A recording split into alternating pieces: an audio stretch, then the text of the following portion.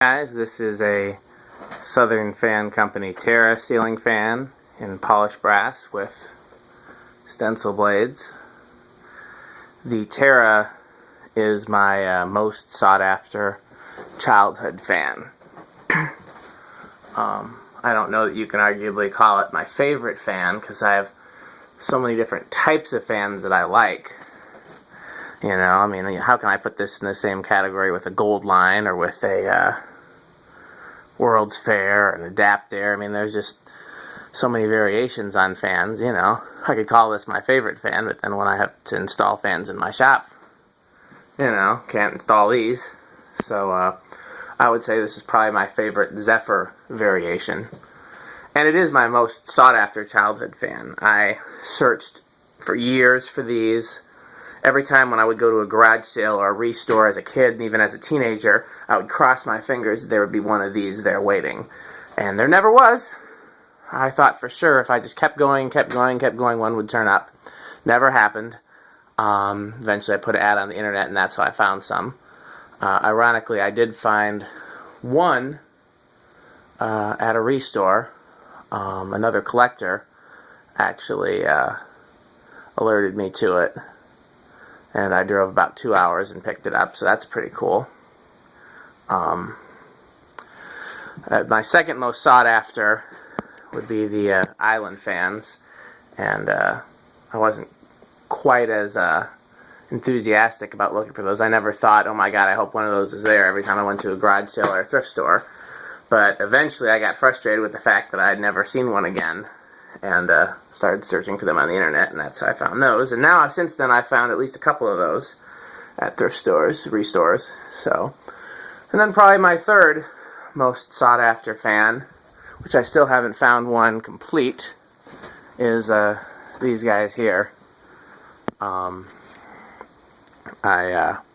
This one was almost complete, but I had to rob a few pieces. So, okay. So the variable speed control inside this fan is having some problems. If I was going to hang it with the variable speed control, I'd probably replace it. So I got it set to the lowest setting, which is right around 1.2. And it did start there before I started recording, but now it's not, so let's inch it up. There we go, just a brief tap on the control took it to 1.15 maybe, and giving us a beautiful low speed. It's funny because I didn't think I would like these in polished brass because the one that I saw as a kid was such a dark finish, being brown and antique brass. And I just, you know, a fan that you're used to seeing dark looks completely different in a light color. But I actually really like these in polished brass as well. So, okay, I'm going to keep an eye on the amp meter. That went up quick. 0.38. Silent though. GE motors usually are. 0.5.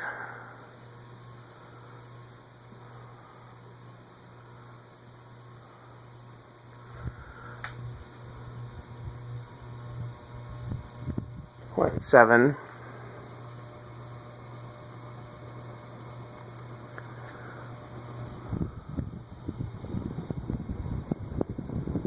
1.04, and then all the way to high. High is 1.19. Okay. People have argued that these are more powerful than Casablancas. I don't see how that could be the case, because it's basically the same motor, basically the same blades. I mean, there's nothing really about it to be different, but it should move equally as much air as a Casablanca. It's like a 52-inch Casablanca. Certainly seems about the same from back here. Good strong breeze from it back here, you know, for a residential fan. Obviously not the same as an industrial, but yeah, I mean, the only thing that could possibly be different is the blade pitch, but well, I guess also a GE motor isn't the same thing as an Emerson motor. I like the GE motors a little bit better, but there were some Terras with Emerson K55s in them, so just like Homestead, which also would alternate between the two motors. I guess they just ordered both and used whatever.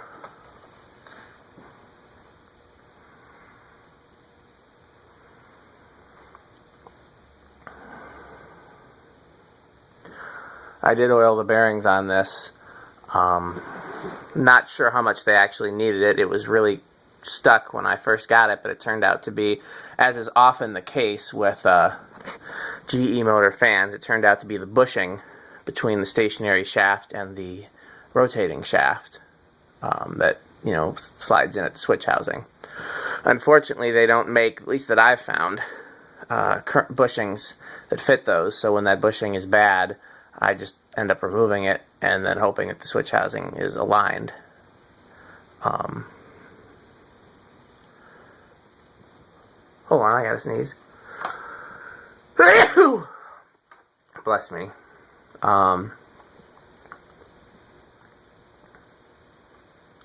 Yeah, when I was redoing the Key Largos for 12 wings, I searched high and low for a bushing that would fit, and there was no such thing. Granted, those have a different shaft size, but the stationary shaft size is the same. Let's try it with the Decade box, and then after that, I'll go through it with the Decade box in reverse. I think since the internal control is kind of funny. 3 microfarads is the first one to get it spinning.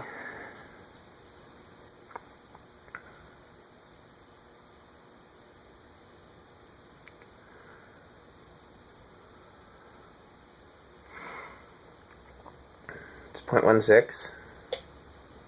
4 microfarads, 0.22.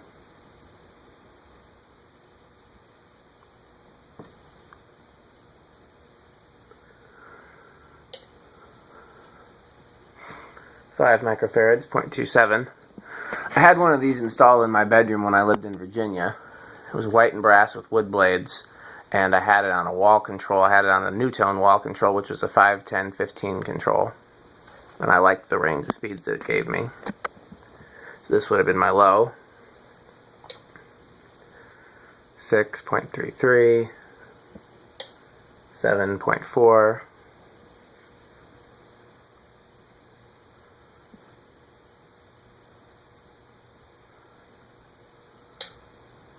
8.47,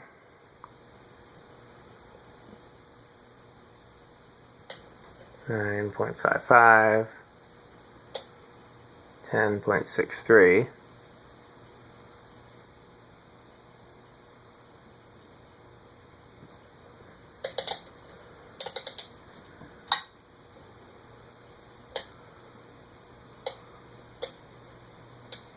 15.9,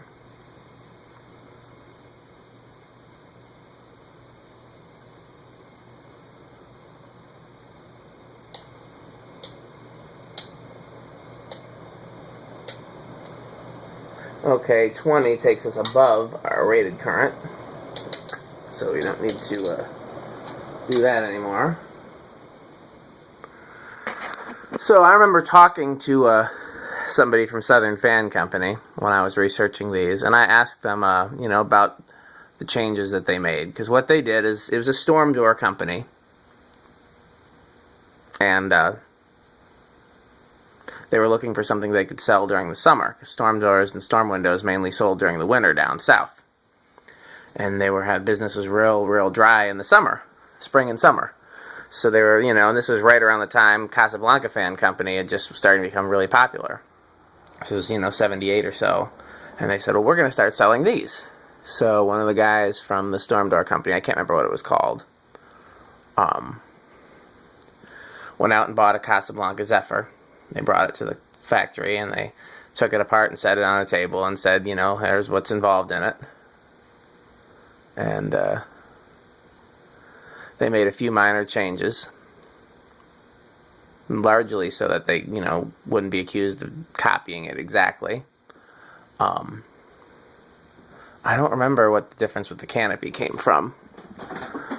They said they got the blade brackets off of an old gate, which is interesting because it's the same as a Deal blade bracket, but, you know, maybe that's where Deal got it from. It was the same antique gate that they got it from. The one thing that stuck out at me, let's try it in reverse now. I'm just going to give you the speed control options. So here's 4, that'd be your low with an Emerson, and that's 0.22. The one thing that stuck out at me in terms of the difference from the Zephyr is that they made the switch housing smaller. And I asked him why, because, you know, to the average buyer, I would think the flywheel is probably the least attractive part of the fan. It's black, and the rest of the fan is either, you know, brass or white or some other non-black finish. 5, that's your low with your Casablanca, Newtone, Homestead, etc. control. That's 0.27. And he said the reason they made the switch housing smaller was so that it would look more appropriate with a light kit. Because, you know, the majority of the light kits sold at that time were sold for Hunter fans, and I guess some were sold for Emerson fans as well. And those light kits, you know, had that smaller size. So, I guess the reason I'm telling you that story is I'd like to know, you know, from a non-fan person perspective. Here's 7, that's your medium-low with your Emerson control, that's 0.4. Which is more attractive? Having the larger switch housing but then the light kit is smaller than the switch housing, or having the smaller switch housing but then more of the flywheel shows?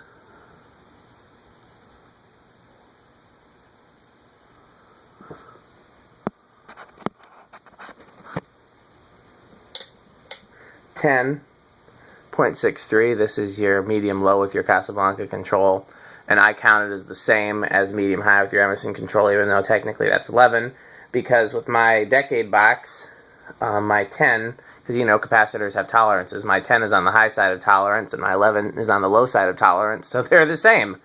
So there's no need in showing you both 10 and 11, because they're the same. I mean, as long as they're within tolerance. 15.9, going back and forth between 0.9 and 0.91. Metal Pete had a name for that. I don't remember what it was. It was not oscillating, or he had a name for when they were going back and forth. Seems like, oh no, it just went back. It's mostly 0.91, but it's no, it can't. It really can't decide. Okay, and high. 1.2. Just dropped to 1.9.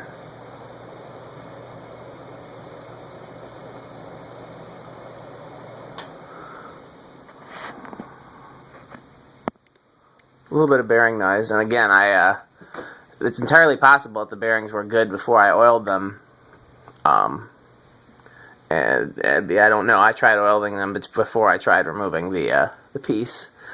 And the reason for that is because the piece was jammed down in there. It was really hard to get to, and so if I could solve it with oiling, that was easier than having to take the flywheel off and the switch housing off and the I actually had to take the motor housing off and remove the I guess we'll call it a spider that the stationary shaft attaches to. It's kind of it's 2 mending plates essentially crossing each other and creating sort of a flange.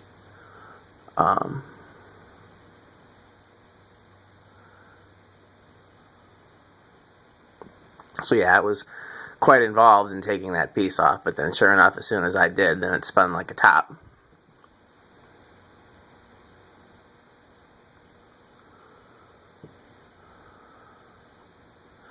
I'll tell you, one of the things I'm really looking forward to is having a place where I can have multiple Oteras installed in the same place.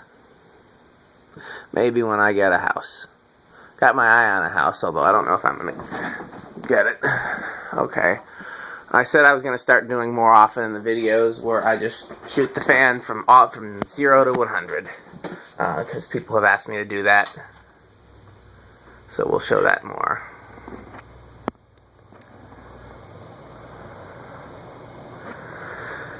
With a fan with a real words are hard. With a fan with a real fragile flywheel. Fan fragile flywheel. That's a slight tongue twister there. I normally wouldn't do that, but this has got the Casablanca version of the flywheel, which I've never seen one broken. They just warp, so I'm not worried about it. Okay. I've got one other fan I'm thinking about testing tonight, so we'll see. I really came out here just to do that, work on this one and do this video. But there's one other fan I've been meaning to test, so we'll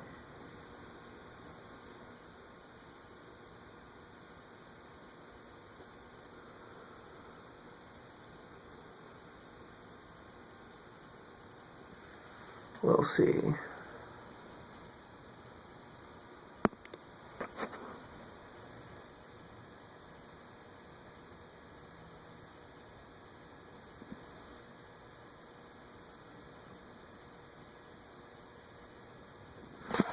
Thanks for watching.